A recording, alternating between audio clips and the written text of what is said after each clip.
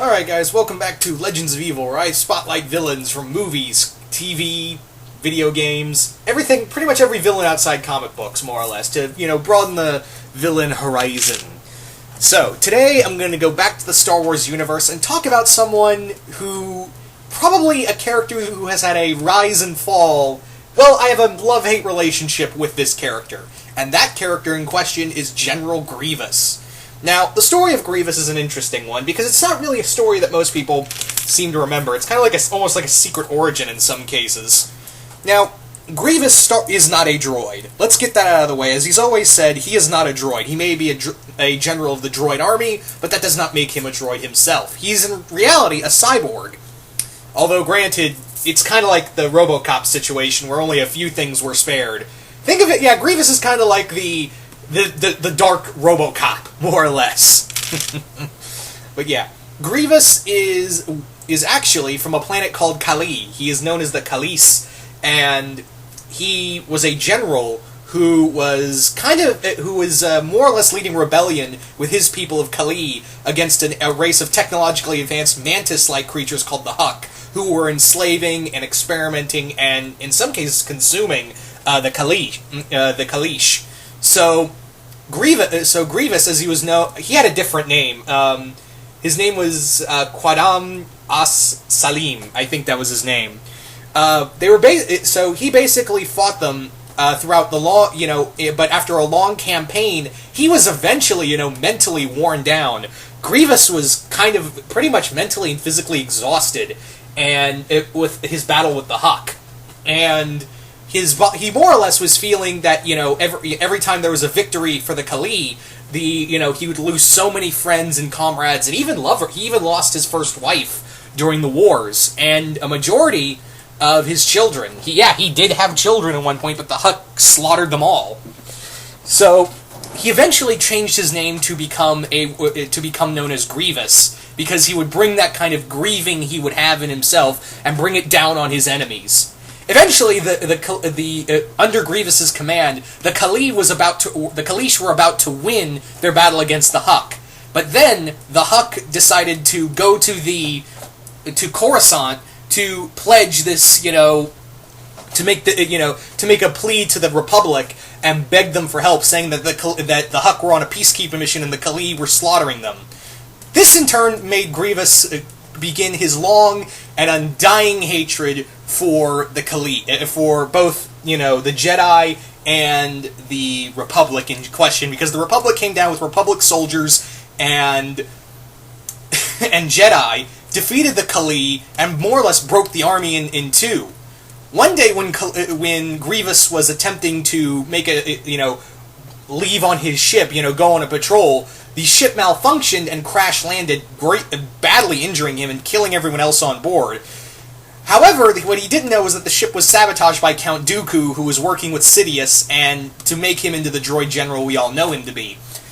Grievous was then, his body was taken to the to the banking clan, who more or less retrofitted his body into what you see now, into this mechanical monstrosity.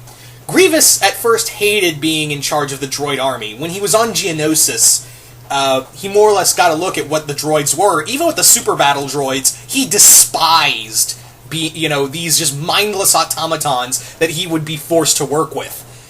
And so this is where he came in with the idea of the Magna Guard, his personal warriors with the electro staffs. While Newt Gunray and the others bitched and moaned that, it's too expensive, Dooku said, yeah, I like it, let's build it. So thus we had the Magna Guards. Also, Grievous was there on Geonosis, but Dooku told him, you're not going to reveal yourself until the time is right. So Grievous watched, and also, during that time, he also trained with Count Dooku in the ways of the multiple forms of lightsaber training, the multiple lightsaber styles. While he was on Geonosis observing the Jedi during their battle in the Geonosis Coliseum, he watched all the Jedi that were there who were not only killed, that gave him a lot of pleasure, but also that also gave him a sense of what Jedi used what forms from which Jedi he had seen. He also witnessed one Jedi in particular that got him the most interested. That Jedi's name was ObiWan Kenobi. Yeah, out of all the Jedi, he observed Obi-Wan interested him the most out of all of them, because he saw just this wild form and this kind of like great warrior that he kind of relished the idea of, out of all the Jedi he would face, Obi-Wan would be the one that he wanted to fight the most.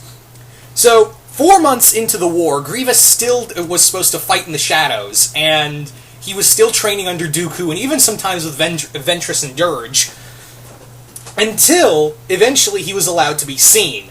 Now, here's where my love-hate relationship comes in. If you guys remember in the original Clone Wars miniseries by Gennady Tarkovsky, Grievous in there was completely badass. The dude came off like a predator to the Jedi. The Jedi were terrified of him. And, God almighty, seeing those lightsaber battles, we could see all that kind of rage and just kind of cautious, that kind of just monstrous style to him. Grievous in that series was like a slasher in a horror film to the Jedi. It almost comes off like Jason is coming to kill them, more or less. That's what it kind of feels like.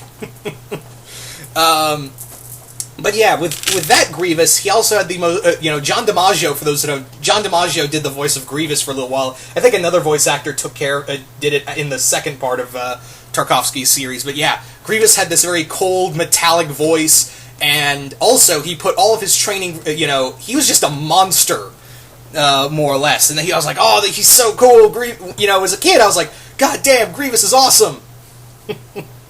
But yeah. With that being said, Grievous in the Tarkovsky series, I think a lot of us were like, yeah, General Grievous! He's awesome! He's this monster! And, the Jedi are terrified of him. And they had the right reason to be so. Now, among other things, let's talk about let's talk about Revenge of the Sith. When we saw him in Revenge of the Sith, we didn't see what we wanted to see with Grievous in Tarkovsky's series. What we saw was this haggard, and they gave a good explanation for it, that Windu crushed his chest. But even then, in Revenge of the Sith, he kind of came off like a chump in his battle with Obi-Wan. Yeah. And then we have Clone Wars, where we don't see this, like, deadly, conniving, just this monster this nightmare coming to kill the Jedi. We don't see that at all in the Clone Wars animated series, the CGI one. We see this coward, and he just breaks out the 4 lightsabers whenever he can. He just runs away from battles, and he gets wounded more often than not. At other times, he barely got wounded in the Tarkovsky series. He just kept coughing and hacking all the time. He's just like, ugh. So I was kind of, like, man, I just don't care for Grievous anymore. I'll just stick with the Tarkovsky series of Grievous. And also the Dark Horse Comics version of Grievous, who really expanded his character.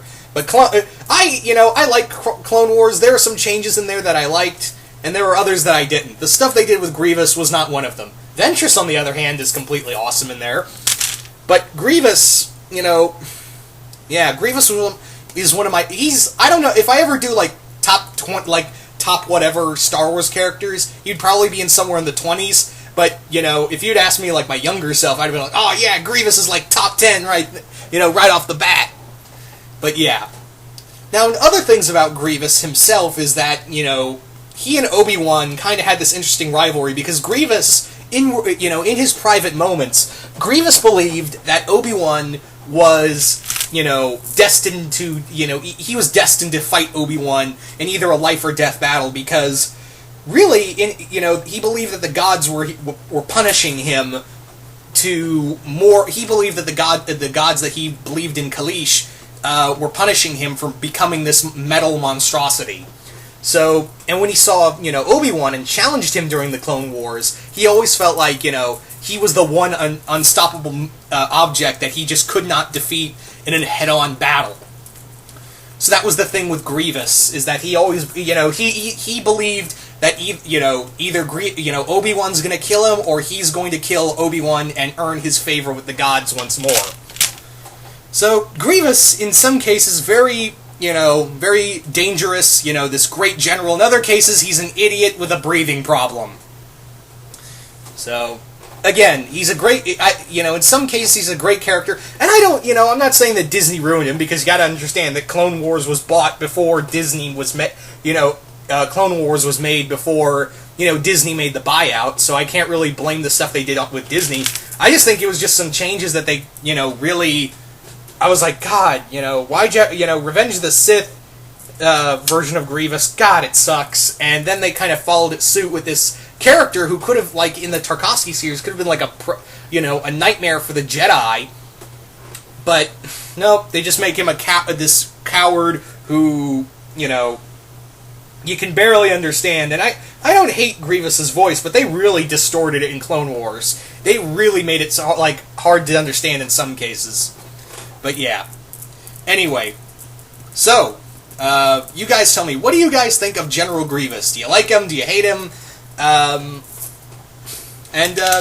once again, hope you all enjoyed this segment of Legends of Evil, and yeah, once again, I will see you guys later.